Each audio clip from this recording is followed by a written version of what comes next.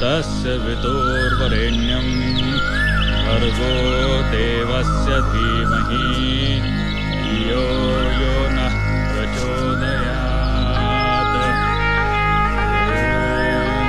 शांती शांती शांती। बरं सकाळी सकाळी शिकीत बसला तू बुवा. तू कोण आहे रे? अरे बाबा मी संन्यासी आहे. त्यात हसण्यासारखं काय मग? मला पण दे ना यार थोडा संन्यास. थोडा? बालका हे काय किराणा मालाचं दुकान आहे का? थोडा दे जास्त दे करायला? हा? ए बाबा, एक तर मी जीव द्यायला चाललो होतो. म्हणजे आत्महत्या का? नाही नाही, जीव द्यायला चाललो होतो आणि तुझ्याकडे एवढी मी विनंती करू लागलो, आर मला थोडा संन्यास देत, तू तर पाल्लाळच लावू लागला. ये मग जरा बाहेर बाहेर ये, बाहेर ये. अरे तुला दाखवतो मी, ये बाहेर ये. आणि ह्यो कोणचा प्राणी चमटलाय बुडा खाली? ये बाहेर ये ये. काय चाललंय रे? बुवा तुझं गाव कोणचं आहे रे? माझं गाव? हा, अरे ठाई ठाई आमचं गाव. ठाई ठाई गाव कुठं आलं हे? तसं नव्हे, हा, हे विश्वची आमचे गाव. आबा बाबा, म्हणजे हे सगळं जग तुमचं गाव आहे होय रे? तू आज काही नेसला का नाही? तुला काय करायचंय? इथं बाकीचे नंगे पुंगेच आहेत म्हणा. हा? पण बुवा मला एक सांग, तू आहेस तरी कोण? मी हा, साधू. म्हणजे महादूचा भाऊ? नाही. दादूचा काका? नाही नाही. सदूचा सासरा? हा, यदूचा चुलता? आहेस तरी कोण? अरे म्हणजे तू मला अजून ओळखलं नाहीस? तुझ्यात काय आहे रे बाबा ओळखण्यासारखं? अरे केस ओलेत, असू दे. आंघोळी नंतर पुशीचा. अरे तुला ओळखणार कसा? एक तर तू असे कपडे घातले कॅबरे डान्सर सारखे. खरंच तू आज काय नेसलास का नाही? अरे बाबा तुला काय करायचंय? बरं मला सांग, तुला पोरं बाळा किती आहेत रे? अरे जिथे माझं लग्नच झालं नाही तिथे मला पोरं बाळ कुठून असणार? काय एवढा पिकून गळायला आला तरी तुझं अजून लग्नच नाही झालं?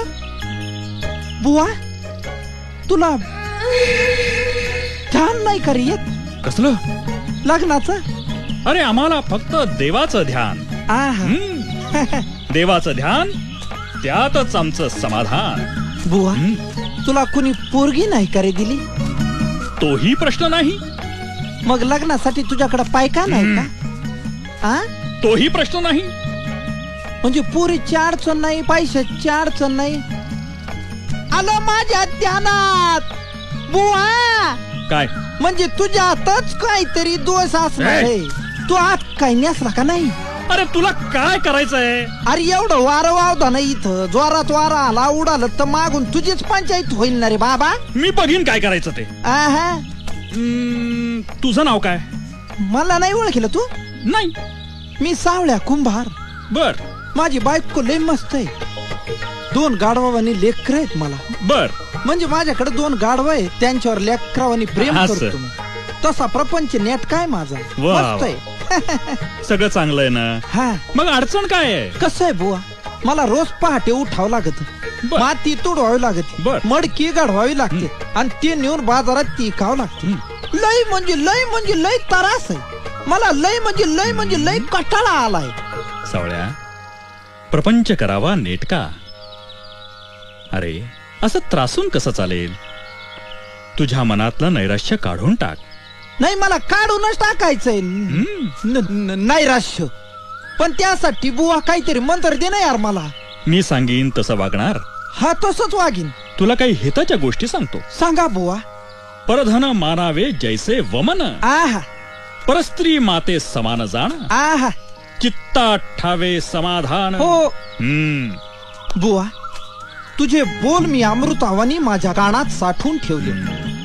परधन मानावे जैसे वमन, परस्त्री माते समान जाण. समोरून जर ती आली चालून तर धरावे तिचे 2 चरण. हाय ना? ते ठीक आहे सावळा. आजपासून मी तुझा गुरु आणि तू माझा शिष्य. होय बुवा. ये मी तुला कान मंत्र देतो. हा द्या.